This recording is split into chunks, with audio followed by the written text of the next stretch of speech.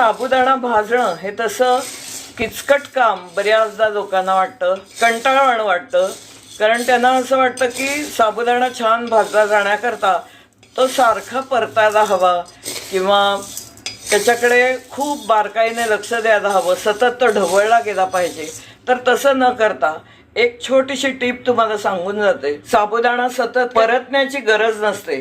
याकरता काय करायचं, गॅस अगदी बारीकवर ठेवायचा. जेवढा बारीक होईल तेवढा गॅस बारीक असला पाहिजे. आणि जाता येता आपली जी काही आसपासची कामं आहेत ती आपण त्यावेळेला करू शकतो. तर मध्येच येऊन एकदा परतायचं, म्हणजे साबुदाणा असा खाली ओढला जात नाही.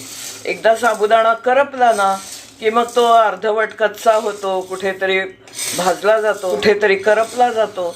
तर असं होऊ नये म्हणून ही आपण काळजी घेतली पाहिजे. आणि मग साबुदाणा भाजणं हे किती सोपं काम आहे हे आपल्या लक्षात येईल.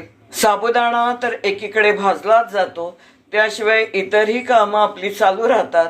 फक्त एक अवधान आपण पाळलं पाहिजे, ते म्हणजे लक्ष इकडे ठेवायचं बाकीची कामं करत असताना, की मध्येच आपल्याला जाऊन साबुदाणा परतायचा आहे हे जर लक्षात ठेवलं तर साबुदाणा भाजणं अत्यंत सोपं असं काम आहे. आपण हा साबुदाणा काही घरी दळत नसतो, एकदम हलका असा जायला पाहिजे छान साबुदाणा भाजल्यानंतर. आता मिल्सेंटमध्ये आपण जेव्हा टाकतो त्यावेळेला ते लोक आपल्याला बजावतात की छान साबुदाणा भाजला गेला पाहिजे. तर तुमच्या लक्षात येईल आत्ता ज्याप्रमाणे मी सांगितलं त्याप्रमाणे जर साबुदाणा भाजला तर तो अतिशय उत्तम होतो. सगळा नीट असा भाजला जातो, तेही कुठेही न करपता. धन्यवाद.